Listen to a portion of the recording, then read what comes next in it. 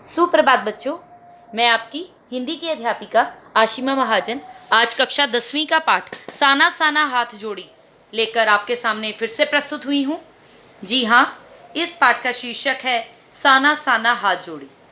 मधु कांकरिया द्वारा लिखित एक यात्रा वृतांत है ये, और इस यात्रा वृतांत में लेखिका ने भारतीय राज्य सिक्किम की राजधानी गैंगटॉक और हिमालय की यात्रा का बहुत ही सुंदर वर्णन किया है। बच्चों, इस पाठ में मैंने आपको पाठ्य पुस्तक के प्रश्न उत्तरों के अलावा 12-13 क्वेश्चन ऐसे प्रोवाइड कर दिए हैं जो आपको कहीं से भी नहीं मिल सकते थे। तो सारा मटेरियल आपको इस वीडियो के अंतर्गत ही मिल जाएगा, आपको कहीं भी ढूंढने की आवश्यकता नहीं है। तो आइए, सबसे पहले पाठ शुरू करने से पहले हम लेखिका मधु कांकरिया के बारे में जान लें। मधु कांकरिया का जन्म कोलकाता में सन 1957 में हुआ था। इन्होंने कोलकाता विश्वविद्यालय से अर्थशास्त्र में एमए और कंप्यूटर एप्लीकेशन में डिप्लोमा प्राप्त किया था। इनकी प्रमुख रचनाएं हैं पत्ताखोर उपन्यास, सलाम आखिरी, खुले गगन के लाल सितारे, बीतते हुए आदि। इन्होंने अनेक यात्रा वृतांत भी लिखे हैं। इनकी रचनाओं में विचारों की नवीनता मिलती है। इन्होंने समाज में व्याप्त ज्वलंत समस्याएं जैसे महानगर की घुटन और असुरक्षा के बीच युवाओं में बढ़ती नशे की आदत आदि पर अपनी लेखनी चलाई है। इनकी भाषा भावानुरूप है, सहज है और प्रवाहमयी है। चलिए, इसी प्रवाहमयी भाषा को पढ़ते हुए हम अपना पाठ शुरू करेंगे। बच्चों, पाठ शुरू करने से पहले मैं आपको बता दूं कि ये जो चित्र मैंने इस वीडियो में आपको प्रोवाइड करवाए हैं, इन चित्रों के माध्यम से आपको आधा लेसन यूं ही समझ में आ जाने वाला है। आप देख रहे हैं, ये गंतोक शहर है। आइए, मैं आपको गंतोक शहर की सैर करवाने ले चलती हूँ। लेखिका भी गंतोक शहर में सैर करने के लिए निकली है और उनके साथ उनकी सहयात्री जो उनकी सहभागी बनी है, उनकी फ्रेंड मणि, और लेखिका अपने एक गाइड के साथ है, जितेन नार्गे जिसका नाम है। और लेखिका गैंगटॉक को मेहनती बादशाहों का एक ऐसा शहर बताती है जिसका सुबह, शाम और रात सब कुछ बहुत ही सुंदर है। तो आइए बात करें हम आज इस पाठ के बारे में। इस पाठ में सबसे पहले आपको गंतोक का दृश्य दिखाई दे रहा है। अब आगे बढ़े। यहाँ पर आपको कंचनजंगा, जी हाँ बच्चों, कंचनजंगा जिसको लेखिका देखने के लिए अपनी बालकनी में आई थी, लेकिन बालकनी में उसको दिखाई क्यों नहीं दिया कंचनजंगा, वो आप इस पाठ में ज़रूर पढ़ेंगे। बच्चों, लेखिका जो थी बालकनी में इसलिए गई थी क्योंकि वहाँ के लोगों ने बताया था कि अगर मौसम साफ हो तो बालकनी से भी कंचनजंगा दिखाई देती है। आपको पता ही होगा, हिमालय की तीसरी सबसे बड़ी चोटी कंचनजंगा ही है। और मौसम अच्छा होने के बावजूद आसमान हल्के हल्के बादलों से ढका हुआ था। पिछले वर्ष की तरह इस बार भी बादलों के जो कपाट थे वो ठाकुर जी की तरह बंद हो रहे थे, लेकिन कंचनजंगा ना दिखनी थी और ना ही लेखिका को दिखी। आप आगे जब कहानी में पढ़ेंगे तो आपको मालूम चलेगा। उसके बाद मैंने पहाड़ी श्रमिक महिलाएं इसमें दिखाई हैं।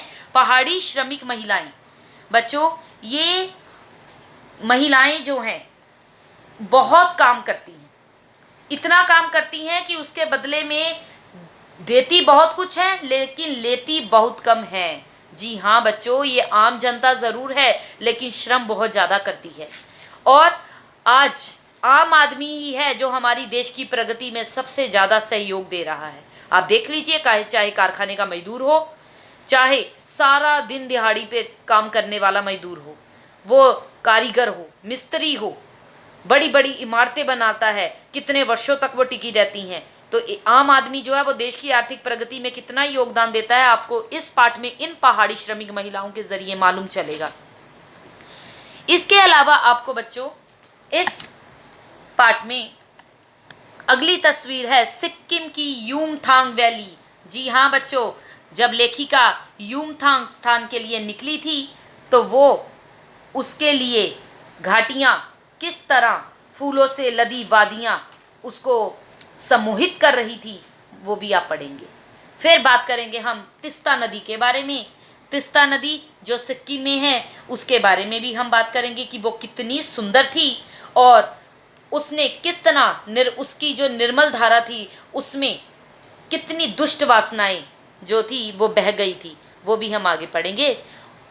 उसके बाद ये है धर्म चक्र बच्चों, जी हाँ, प्रेयर व्हील। और ये हैं दलाई लामा, जो कि किसके गुरु हैं? जी हाँ, बौद्ध धर्म के आध्यात्मिक गुरु जाने जाते हैं ये। और ये आप देख रहे हैं धर्म चक्र है, यानी कि प्रेयर व्हील है, जिसको घुमाने से ऐसा सोचा जाता है कि सारे पाप जो हैं वो धुल जाते हैं। आगे आप याक, यस बच्चों, आपको यहाँ पर याक भी मिलेगा देखने के लिए। आगे आप जब स्टोरी पढ़ेंगे तो याक के बारे में भी आप पढ़ेंगे कि इसका दूध कितना फायदेमंद होता है। चलिए आगे है कवि लोंगस्टोंग स्थान। जी हाँ, ये वही स्थान है बच्चों, लोंगस्टोंग। ये बहुत ही प्यारी जगह है बच्चों। कवि लोंगस्टोंग स्थान जो है ये बहुत ही प्यारा स्थान है। यहाँ पर गाइड फिल्म पुरानी जो देवानंद की फिल्म थी उसकी शूटिंग हुई थी। जी हाँ बच्चों, ये बहुत ही प्यारा शहर है। आगे है seven sisters waterfall. Seven sister waterfalls भी आपको यहाँ पर देखने को मिलेगा। ये एक ऐसा झरना है जिसे जितने भी लोग यात्री लेखिका के साथ निकले थे उन्होंने कैमरे में कैद कर लिया था, और इसे देखकर लेखिका को लगा था कि भीतर के जितने भी तामसिक बुरे विचार हैं वो इसकी निर्मल धारा में बह गए हैं। चलिए आगे देखते हैं। आगे है कटाओ। जी हाँ बच्चों, कटाओ, इसे भारत का स्विट्ज़रलैंड भी कहते हैं। ये बहुत ही प्यारा शहर है, बहुत ही प्यारा स्थान है। और ये है, आगे आपको देखने को मिलेगा, ये आप यहाँ पर कलरफुल पताकाएं देख रहे हैं बच्चों। जी हाँ, ये हैं, सफ़ेद भी हैं और रंग बिरंगी भी हैं। ये बौद्ध पताकाएं हैं। और जब भी किसी बुद्धिस्ट की मृत्यु होती है ना बच्चों, तो उसकी आत्मा की शांति के लिए शहर से दूर किसी भी पवित्र स्थान पर 108 श्वेत पताकाएं हैं जो फहरा दी जाती हैं। ठीक है, और धीरे धीरे बच्चों इन्हें उतारना नहीं होता है, ये धीरे धीरे अपने आप ही नष्ट हो जाती हैं। और कई बार ऐसा सोचा जाता है ये जो रंगीन पताकाएं हैं वो किसी नए कार्य की शुरुआत में लगा दी जाती हैं। फिर हम आगे देख रहे हैं, इसके अलावा हमें आगे एक और जगह मिलेगी यहाँ पर देखने के लिए। हमें किसान मिलेंगे, कारीगर मिलेंगे, और आज की पीढ़ी किस तरह टूरिस्ट स्पॉट को गंदा कर रही है वो देखने को मिलेगा। देश की सीमा पर बैठे नौजवान फौजी भी मिलेंगे, और उनका जीवन किस प्रकार का है, कितनी कठिनाइयों में बीतता है वो भी हम पढ़ेंगे। फौजी छावनियों के बारे में जानेंगे जो कि चीन की सीमा पर बैठे हैं। और पहले जो था सिक्किम एक स्वतंत्र राज्य था, लेकिन अब भारत का हिस्सा है। तो इसी के साथ हम अपना पाठ शुरू करते हैं। उससे पहले मैं आपको एक और जानकारी दे दूं बच्चों, यहाँ पर एक पत्थर भी आपको देखने को मिलेगा। जी हाँ, एक ऐसा पत्थर जहाँ पर गुरु नानक देव जी के फुटप्रिंट है। तो गुरु नानक देव जी की थाली से थोड़े से चावल छिटक कर बाहर गिर गए थे, तो ऐसा माना जाता है जहाँ जहाँ चावल छिटक कर गिरे थे वहाँ चावल की खेती होती है। एक और स्थान है बच्चों, खेदुम नामक स्थान है, और माना जाता है यहाँ देवी देवताओं का निवास है, और जहाँ जो भी गंदगी फैलाता है वो मर जाता है। तो यहाँ के जो लोग हैं ना, वो नदी झरनों की बहुत पूजा करते हैं, पहाड़ों की बहुत पूजा करते हैं। और लेखिका को लगा कि गंगटोक शहर तभी इतना सुंदर है क्योंकि लोग अपने शहर की कदर करना जानते हैं। मनुष्य की वैसे तो खोज कभी ख़त्म होती नहीं है, लेकिन इसी असमाप्त खोज का नाम क्या है हम पाठ के अंत में आपको बताएंगे। पहले हम पाठ शुरू करते हैं बच्चों। साना साना हाथ जोड़ी। जी हाँ, साना साना हाथ जोड़ी, ये है इस पाठ का लेख का शीर्षक। साना साना हाथ जोड़ी यानी कि छोटे छोटे हाथ जोड़ना। ये एक यात्रा वृत्तांत है। इस यात्रा वृत्तांत में लेखिका ने भारतीय राज्य सिक्किम की राजधानी गंगटोक और हिमालय की यात्रा का बड़ा सुंदर वर्णन किया है। मैंने हैरान होकर देखा, आसमान जैसे उल्टा पड़ा था और सारे तारे बिखर कर नीचे टिमटिमा रहे थे। अब देखिए गंगटोक शहर को देखकर लेखिका कितनी सम्मोहित हो जाती है। आपका पहला क्वेश्चन का आंसर आपको मिल जाएगा कि कितनी सम्मोहित हो जाती है लेखिका। सारे तारे बिखर कर नीचे टिमटिमा रहे थे। दूर ढलान लेती तराई पर सितारों के गुच्छे रोशनियों की एक झालर सी बना रहे थे।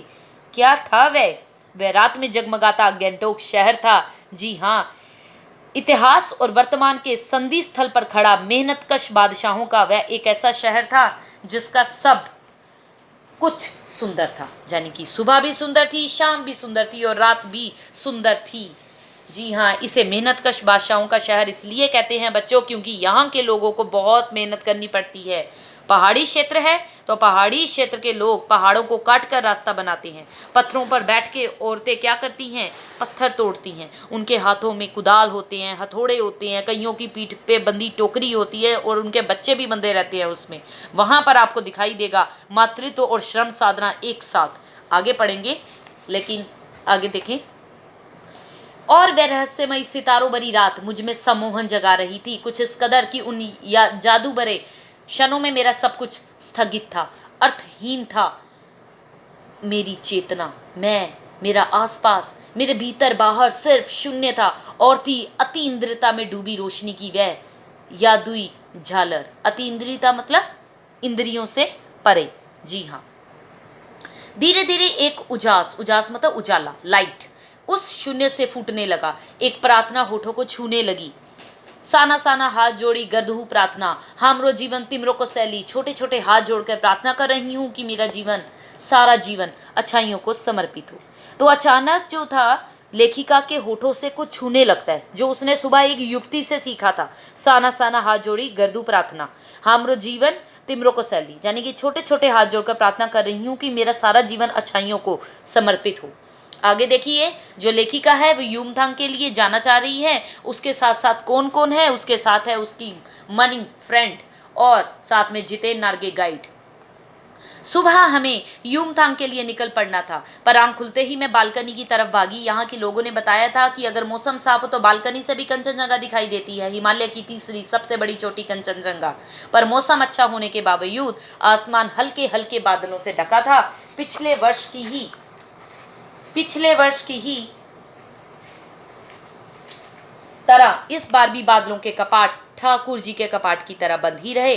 कंचनजंगा ना दिखनी थी ना दिखी, पर सामने ही रकम रकम के रंग बिरंगे इतने सारे फूल दिखाई पड़े कि लगा फूलों के बाग में आ गई हूँ। रकम रकम मतलब तरह तरह के।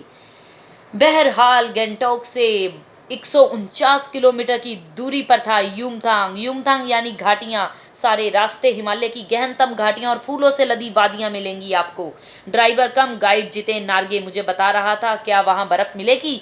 मैं बचकाने उत्साह से पूछने लगती हूँ, चलिए तो। जगह जगह गदराए पाइन और धूपी के खूबसूरत नुकीले पेड़ों का जायजा लेते हुए हम पहाड़ी रास्तों पर आगे बढ़ने लगे कि एक जगह दिखाई दी। एक कतार में लगी सफ़ेद सफ़ेद बोध पताकाएं, जिनके बारे में मैंने आपको शुरू में ही बता दिया है बच्चों। ये पताकाएं जिन पर मंत्र लिखे हुए थे, किसी ध्वज की तरह लहराती, शांति और अहिंसा की प्रतीक। नार्गे ने बताया यहाँ बुद्ध की बड़ी मान्यता है। जब भी किसी बुद्धिस्ट की मृत्यु होती है, उसकी आत्मा की शांति के लिए शहर से दूर किसी भी पवित्र स्थान पर 108 श्वेत पताकाएं फहरा दी जाती हैं। नहीं, उन्हें उतारा नहीं जाता, ये धीरे धीरे अपने आप ही नष्ट हो जाती हैं। कई बार किसी नए कार्य की शुरुआत में भी ये पताकाएं लगा दी जाती हैं, पर वे रंगीन होती हैं। नार्गे बोलता जा रहा था और मेरी नज़र उसकी जीप में लगी दलाई लामा की तस्वीर पर टिकी हुई थी। मैंने आपको शुरू में ही दलाई लामा दिखा दिए थे, जो बौद्ध धर्म के आध्यात्मिक गुरु जाने जाते हैं। कई दुकानों पर भी मैंने दलाई लामा की ऐसी ही तस्वीर देखी थी। हिचकोले खाती हमारी जीप थोड़ी और आगे बढ़ी। हिचकोले मतलब कि वो हिल रही थी। क्यों? क्योंकि पहाड़ी स्थान था। अपनी लुभावनी हंसी बिखेरते हुए जितेन बताने लगा, इस जगह का नाम है कवि लोंगस्टोक, जो पिक्चर मैंने आपको पहले दिखाई है। यहाँ गाइड फिल्म की शूटिंग हुई थी। तिब्बत के चीसखे बमसन ने लेपचाओं के शोमेन से कुंजतेक के साथ संधि पत्थर पर यहीं पर सिग्नेचर किए थे। एक पत्थर यहाँ स्मारक के रूप में भी है। लेपचा और भुटिया सिक्किम की इन दोनों स्थानीय जातियों, ये लोकल दो कास्ट हैं, लेपचा और भुटिया सिक्किम की, और इन दोनों जातियों के बीच चले सुदीर्घ बहुत लंबे झगड़ों के बाद शांति वार्ता का ये शुरुआती स्थल था। कौन सा था?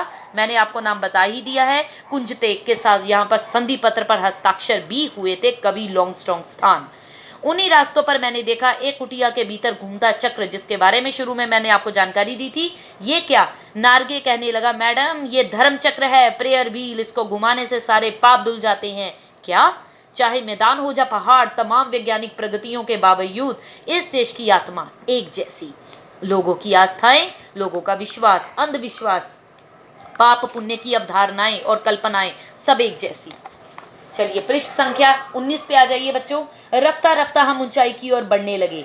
यानी कि अब लेखिका को हिमालय के जो रूप हैं उनका लेखिका ने जो रोमांचित चित्र खींचा है उसके बारे में हम बात करेंगे यहाँ पर। धीरे धीरे ऊंचाई बढ़ने के साथ क्या हुआ, तो इस पूरे पेज पर क्या बताया गया है, इस पूरे पेज पर सिर्फ इतनी जानकारी दी है बच्चों की धीरे धीरे ऊंचाई बढ़ने के साथ नीचे देखने पर घाटियों में ताश के घरों की तरह पेड़ पौधों के बीच छोटे छोटे घर दिखाई दे रहे थे, छोटे छोटे घर। हिमालय अपने विराट रूप और वैभव के साथ सामने आने ही वाला था। देखते देखते सारे रास्ते वीरान, संकरे और जलेबी की तरह घुमावदार होने लगे थे। इनकी सुंदरता को देखकर जितने भी सैलानी घूमने आए थे झूम झूम कर गाने लगे। क्या गाने लगे वो अगले पेज पे हम पढ़ते हैं। आ जाइए पृष्ठ संख्या 20 पर। सुहाना सफर और ये मौसम हंसी। आपने ये गाना सुना भी होगा पुराना। जी हाँ बच्चों, ये गाना सारे बच्चे असीम बच्चे नहीं, जितने भी सैलानी थे सारे असीम सुंदरता का जो उनके मन पे प्रभाव पड़ रहा था वो झूम झूम के गा रहे थे। पर मैं मौन थी, लेकिन लेखिका चुप थी, किसी ऋषि की तरह शांत थी। मैं चाहती थी कि इस सारे परिदृश्य को अपने भीतर भर लूं। लेखिका का चाहती थी ये जो सारा सीन है मैं अपने अंदर इसको फील करूं, पर मेरे भीतर कुछ बूंद बूंद पिघलने लगा था। जीप की खिड़की से मुंडकी मुंडकी मतलब अपनी गर्दन, अपना सिर निकाल निकाल मैं कभी आसमान को छूते पर्वतों के शिखर देखती, तो कभी ऊपर से दूध की धार की तरह झरझर गिरते जल प्रपातों को देखती, तो कभी नीचे चिकने चिकने गुलाबी पत्थरों के बीच इठला इठला कर बैठती, चांदी की तरह कोंद मारती बनी ठनी तिस्ता नदी को।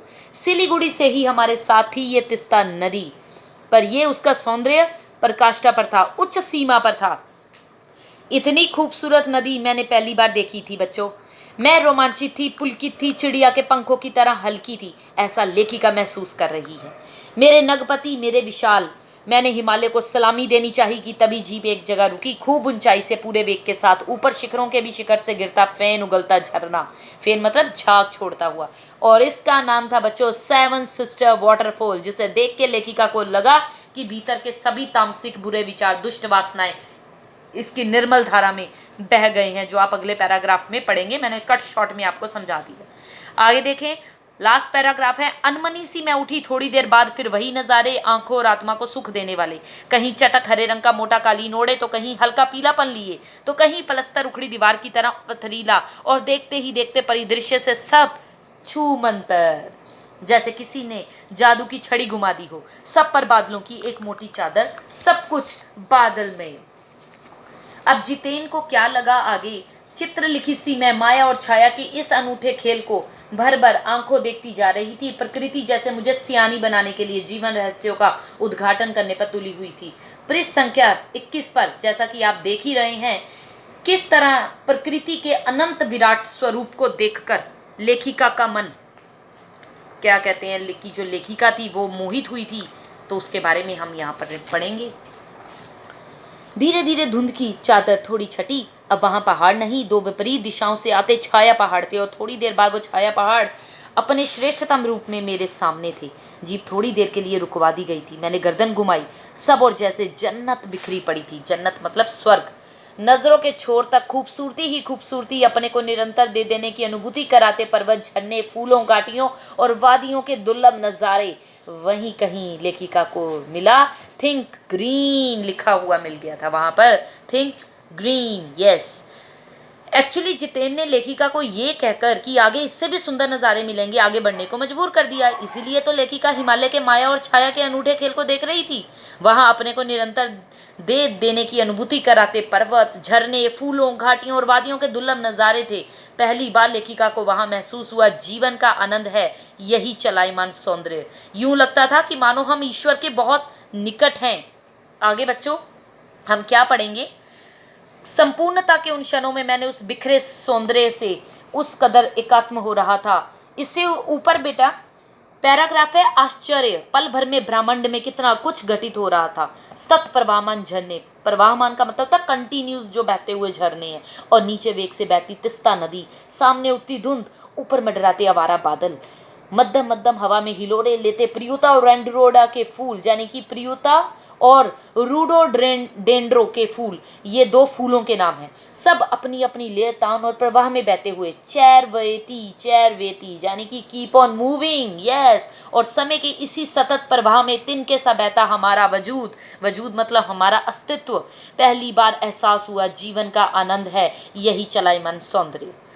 संपूर्णता के उन क्षणों में मन इस बिखरे सौंदर्य से इस कदर एकात्म हो रहा था, यानी कि मिल रहा था कि भीतर बाहर की रेखा मिट गई थी, आत्मा की सारी खिड़कियां खुलने लगी थी।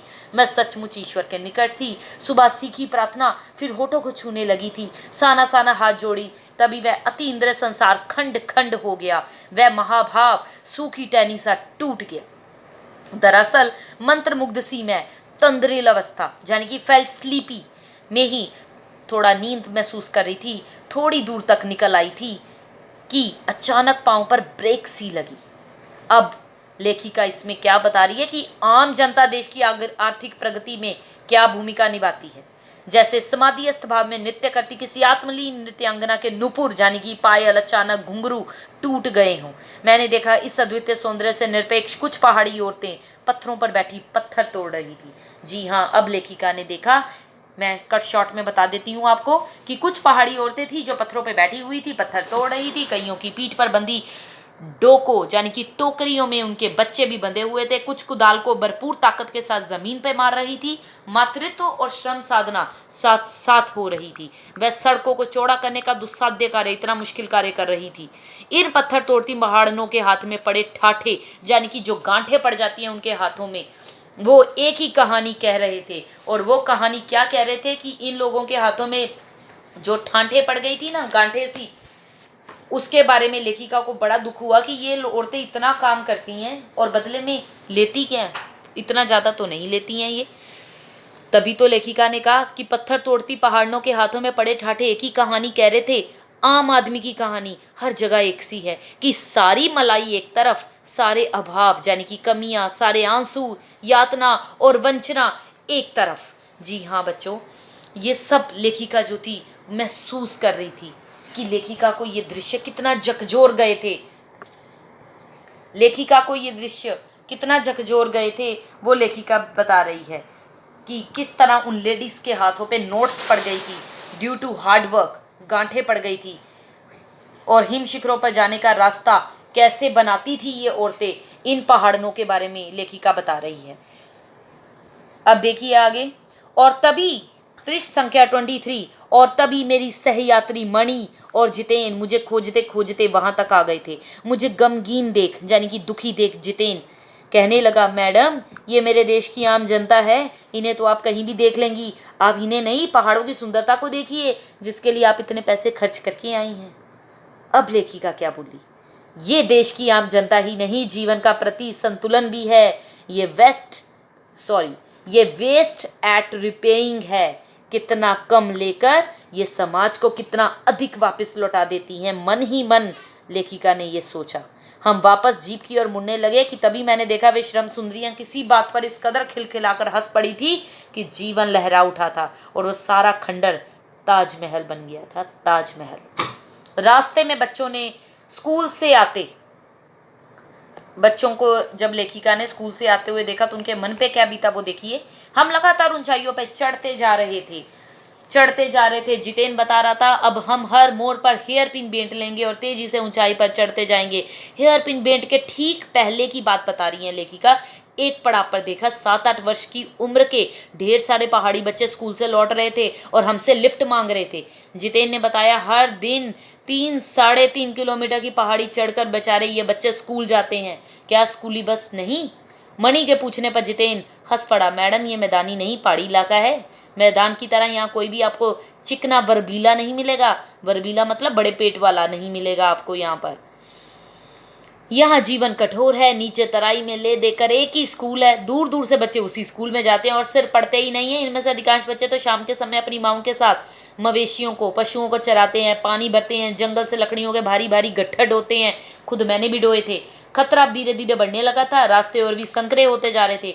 कई बार लगता है जैसे रास्तों को इंच टेप से नापकर एक जीप जितना ही चौड़ा बनाया गया है कि जरा भी संतुलन बिगड़े, इंच भर भी जीप इधर उधर खिसके तो हम सीधे घाटियों में। पृष्ठ संख्या 24 पे आ गई हूँ बच्चों मैं।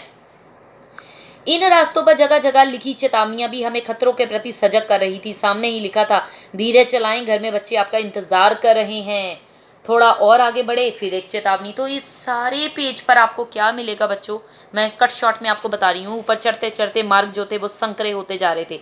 रास्तों पर जगह जगह लिखी चेतावनियां खतरों के प्रति सजग कर रही थी। धीरे चलाएं, घर में बच्चे आपका इंतजार कर रहे हैं। आगे चलकर हमें दूध देने वाले याक दिखे, काले काले ढेर सारे याक। यूमथांग पहुंचने के लिए रात भर लायुंग में पड़ाव लेना था। लायुंग में रुक गई थी ना लेखिका, तो गगनचुंबी पहाड़ों के तल में सांस लेती एक नन्ही सी शांत बस्ती लायुंग। यस, सारी दौड़ धूप से दूर जिंदगी यहाँ निश्चिंत सो रही थी। हम तिस्ता नदी के किनारे पर बसे लकड़ी के एक छोटे से घर में ठहरे। तिस्ता नदी के जल को अंजलि में लेकर लेखिका ने प्रार्थना की कि भीतर का सारा हलाहल, यानी कि जो भी विष है, सारी तामसिकताएं, यानी कि जितनी भी बुरी वासनाएं हैं, इसी धारा में बह जाएं, इसी धारा में बह जाएं। ये मैं पृष्ठ संख्या 25 की बात कर रही हूँ बच्चों।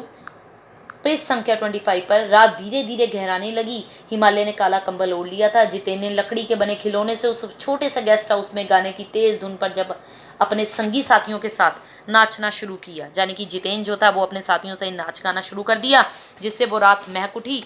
एक एक कर सभी सैलानी गोल गोल घेरा बनाकर नाचने लगे। लेखिका की सहेली मणि ने भी जानदार नृत्य प्रस्तुत किया था। लायुंग की सुबह बेहद शांत थी, बेहद सुरम्य थी। लेखिका को उम्मीद थी कि यहाँ बर्फ मिलेगी, परंतु वहाँ बर्फ का एक कतरा भी नहीं था। यद्यपि वे सी लेवल से 14,000 फीट की ऊंचाई पर थे। एक सिक्किम युवक ने बताया कि कटाओ नामक स्थान पर जाओ, जो मैंने आपको शुरू में ही भारत का स्विट्जरलैंड दिखा दिया था। कटाओ नामक स्थान पर जाओ, वहां शर्तिया बर्फ मिलेगी। कटाओ यानी भारत का स्विट्जरलैंड। यो लायुंग से 500 फीट ऊंचाई पर था और वहां का सफर करीब 2 घंटे का था। उम्मीद, आवेश और उत्तेजना के साथ अब हम कटाओ की तरफ आगे बढ़े। तो लेखिका को बर्फ कहाँ देखने को मिल सकती थी और कटाओ का सफर कैसा रहा, चलिए आए पढ़ें आगे। मैं बिल्कुल कट शॉर्ट में ये पूरा पेज आपको पढ़ के दिखाऊंगी बच्चों। उम्मीद, आवेश और उत्तेजना के साथ हम कटाओ की तरफ बढ़े और हुआ क्या कि रास्ते के जो पहाड़ थे, पेड़ थे, आकाश थे, घाटियां थी, सब पर बादलों की परत थी। सब कुछ बादल में था, बारिश हो रही थी। लेखिका और उसकी सहेली सांस रोककर फिसलन भरे रास्ते पर संभल संभल कर आगे बढ़ती जीप को देख रही थी और जितेन जो था वो लगभग अंदाजे से गाड़ी चला रहा था। आधे रास्ते के बाद धुंध छट गई। हम कटाव के करीब आ रहे थे क्योंकि दूर से ही बर्फ से ढके पहाड़ दिखने लगे थे। ऐसा लग रहा था जैसे किसी ने इन पहाड़ों पर पाउडर छिड़क दिया हो। नार्गे ने उत्तेजित होकर कहा, देखिए एकदम ताज़ा बर्फ है, लगता है रात में गिरी है ये बर्फ। थोड़ी और आगे बढ़ने पर पूरी तरह बर्फ से ढके पहाड़ दिख रहे थे। ये पहाड़ चांदी जैसे चमक रहे थे। चहु और बिखरी बर्फीली सुंदरता सभी के मन को मोहने लगी थी।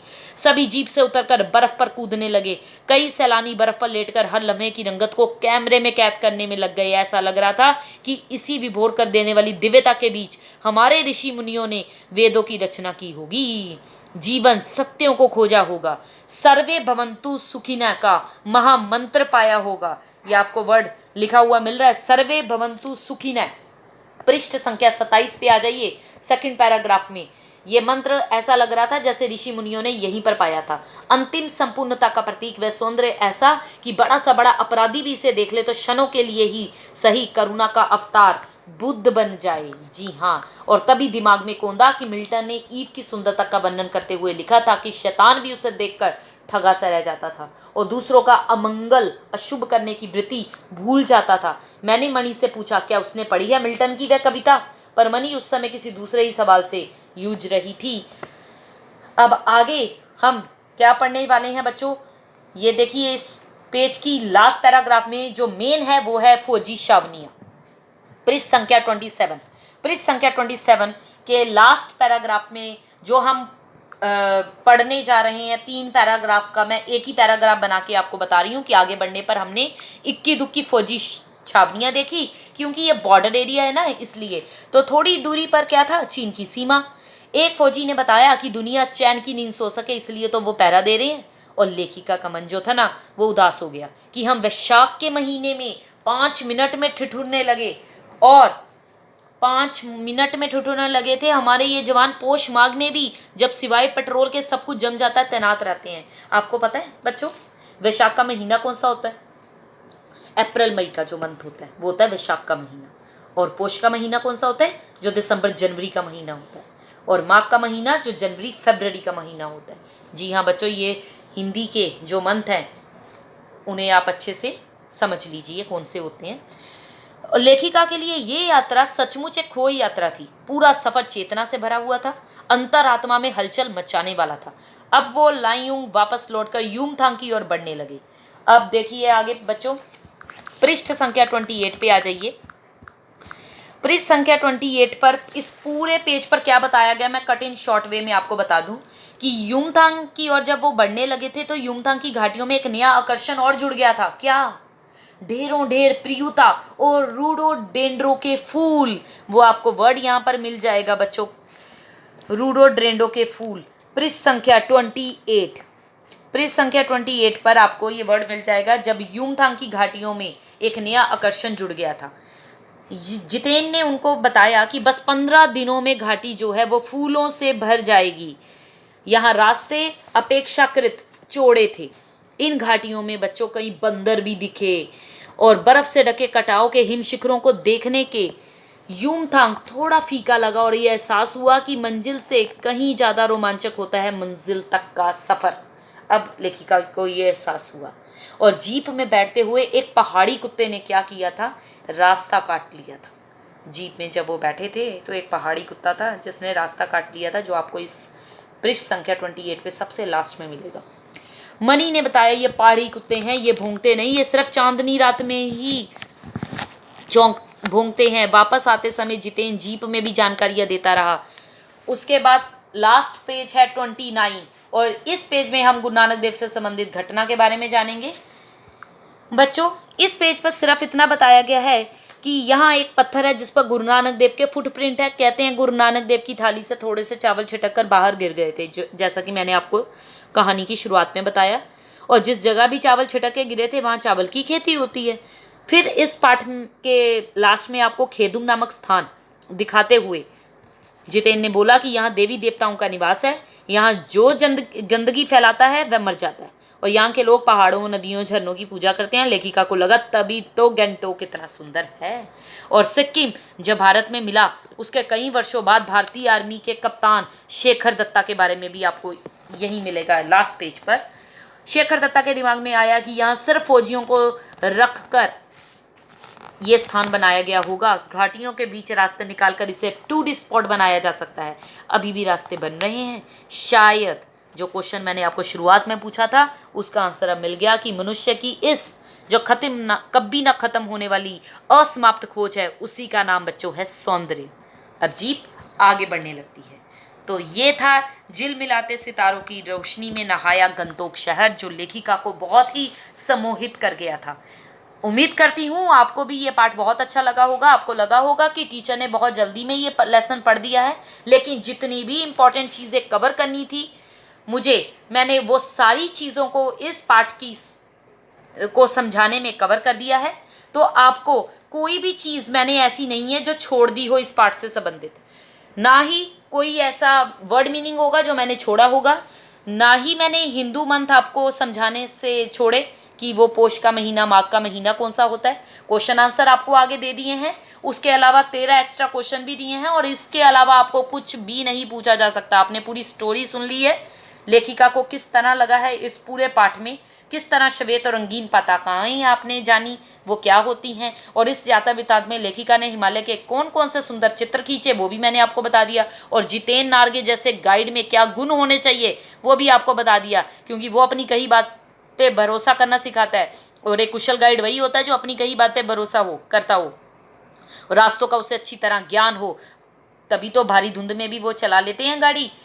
बाकी मैंने आपको सिक्किम की प्रकृति के बारे में, भौगोलिक स्थिति और जनजीवन के बारे में भी बता दिया है, और प्राकृतिक सौंदर्य के अलौकिक आनंद में डूबी लेखिका को कौन से दृश्य झकझोर गए वो भी मैंने आपको बता दिया। सैलानियों को प्रकृति की अलौकिक छटा का अनुभव करवाने में किन किन लोगों का योगदान है वो भी मैंने आपको बता दिया। तो यही था हमारा सुंदर सा पाठ, साना साना हाथ जोड़ी। मेरे इस पार्ट को लाइक कीजिएगा, शेयर कीजिएगा, सब्सक्राइब कीजिएगा। जल्द ही मिलती हूँ आपको आपके नए टॉपिक के साथ। Till then good bye dear students.